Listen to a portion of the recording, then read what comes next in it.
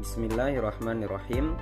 Assalamualaikum warahmatullahi wabarakatuh. Alhamdulillahirabbil alamin wa bihi nasta'in ala umurid dunya waddin. Wassalatu wassalamu ala Rasulillah wa ala alihi wa ashabihi ajma'in. Amma ba'du.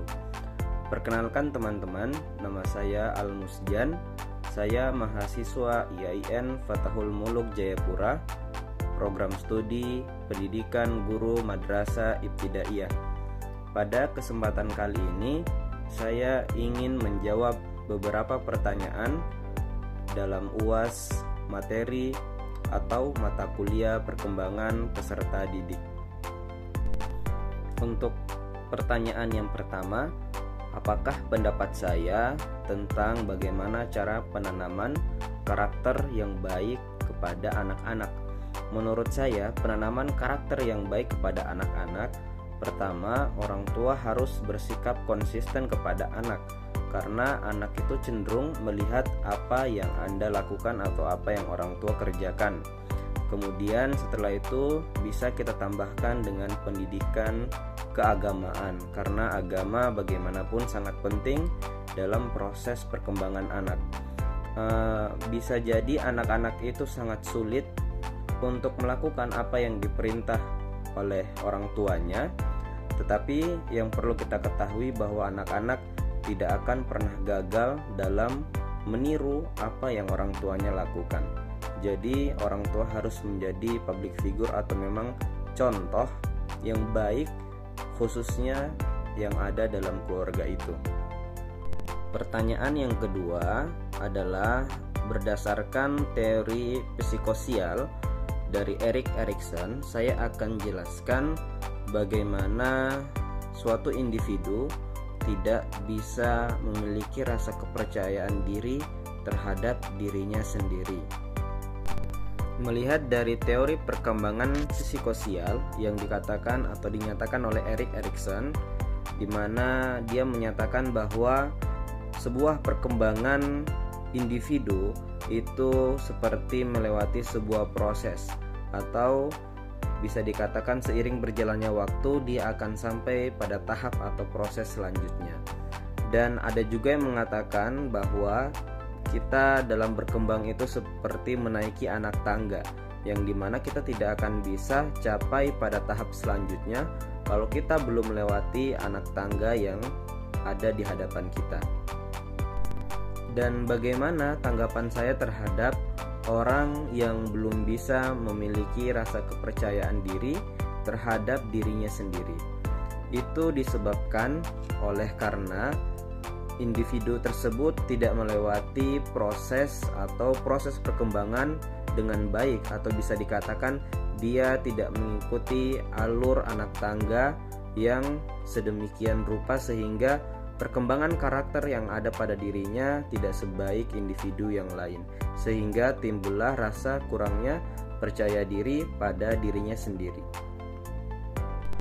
Pertanyaan yang ketiga adalah, kita sudah mengetahui bahwa setiap peserta didik atau setiap individu itu memiliki perkembangan yang berbeda-beda.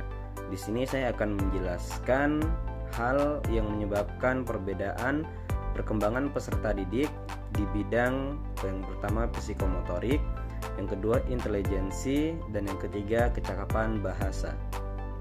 Sebagaimana kita ketahui bahwa psikomotorik peserta didik atau psikomotorik anak adalah domain yang meliputi perilaku, gerakan, dan koordinasi jasmani. Keterampilan motorik dan kemampuan fisik seseorang, keterampilan yang akan berkembang jika sering dipraktikkan. Ini dapat diukur berdasarkan jarak, kecepatan, ketetapan, atau teknik, dan juga cara pelaksanaannya.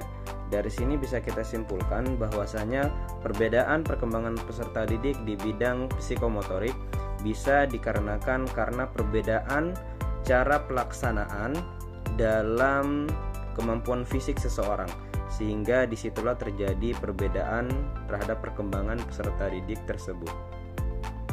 Kemudian yang kedua adalah perbedaan perkembangan peserta didik dalam bidang intelijensi, di mana kita ketahui bahwa perkembangan intelek atau intelijensi atau di dalam dunia psikologi maupun pendidikan diistilahkan dengan perkembangan kognitif, yaitu suatu ilmu yang menyelidiki tentang kegiatan mental atau cara kemampuan berpikir abstrak seseorang.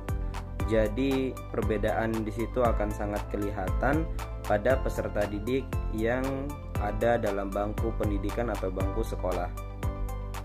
Kemudian hal-hal apa yang bisa menyebabkan perbedaan perkembangan peserta didik dalam bidang intelijensi ini?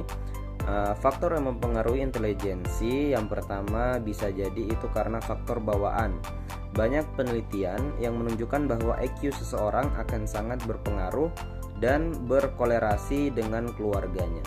Kemudian yang kedua bisa disebabkan karena faktor lingkungan. Kemudian yang ketiga, stabilitas intelijensi dan IQ. Dan yang keempat atau yang terakhir, kematangan seseorang.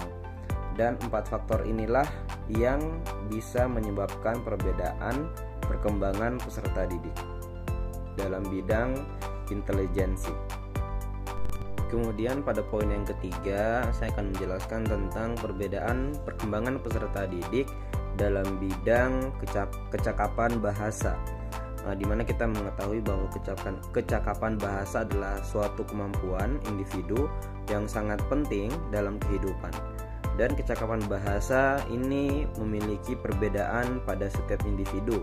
Hal-hal yang dapat menyebabkan perbedaan perkembangan peserta didik dalam bidang kecakapan bahasa bisa disebabkan oleh pertama faktor lingkungan, kemudian faktor fisik atau organ tubuh yang digunakan untuk berbicara.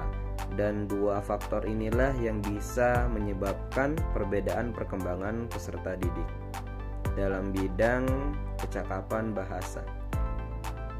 Kemudian pada pertanyaan keempat adalah era pandemi yang berkepanjangan sangat berpengaruh pada kehidupan sosial di setiap daerah, dan di sini saya akan menjelaskan dan memberikan solusi menurut saya tentang bagaimana perkembangan peserta didik yang ada pada lingkungan sekitar saya.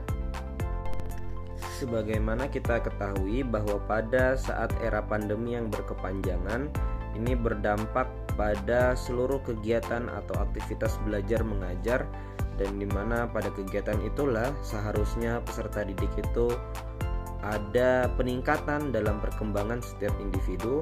Dan apabila kegiatan itu dilakukan secara daring atau online, itu menyebabkan ada hal-hal yang tidak peserta didik atau yang bisa menunda perkembangan peserta didik. Hal-hal tersebut dikarenakan karena peserta didik itu tidak mendapatkan apa yang seharusnya mereka dapatkan pada usia mereka, diakibatkan karena era pandemi yang berkepanjangan. Di sini solusi dari saya atau pendapat saya bahwa perkembangan peserta didik pada era pandemi yang berkepanjangan itu sangat bergantung pada perhatian orang tuanya, di mana orang tuanya harus memperhatikan perkembangan peserta didik, terutama perkembangan peserta didik yang ketiga tadi yang sudah kita bahas, yaitu perkembangan peserta didik dalam bidang intelijensi, kemudian psikomotorik, dan juga yang terakhir kecakapan bahasa. Selanjutnya saya akan menjawab soal atau pertanyaan yang kelima. Saya akan memberikan pendapat saya terhadap bagaimana pentingnya mempelajari perkembangan peserta didik bagi para calon guru. Mempelajari materi tentang perkembangan peserta didik bagi para calon guru adalah hal yang urgen atau hal yang sangat penting, dikarenakan kita mengetahui bahwa seorang guru adalah seorang pendidik bagi anak-anaknya atau peserta didiknya, di mana kita mengetahui bahwa dalam satu kelas yang akan diajari oleh guru tersebut bukan terdiri dari 1 atau 2 orang saja, melainkan banyak orang. Dan sudah menjadi sebuah kepastian bahwa dalam melakukan atau melaksanakan sebuah pembelajaran dalam satu kelas, seorang guru itu akan mendapat beberapa perbedaan yang dialami oleh peserta didik. Dan disinilah pentingnya kita mempelajari hal-hal yang mempengaruhi perkembangan tersebut, sehingga dalam melaksanakan pembelajaran kita para guru sudah mempunyai solusi-solusi yang bisa mengatasi kendala yang dialami oleh para peserta didik kita. Mungkin itu yang bisa saya jelaskan atau bisa saya utarakan dari pendapat saya tentang betapa pentingnya materi perkembangan peserta didik, terutama bagi kami para calon guru. Baik teman-teman, demikian jawaban-jawaban saya pada pertanyaan ujian akhir semester kali ini dalam mata kuliah perkembangan peserta didik. Kurang dan lebihnya saya mohon maaf. Astagfirullahaladzim. Wassalamualaikum warahmatullahi wabarakatuh.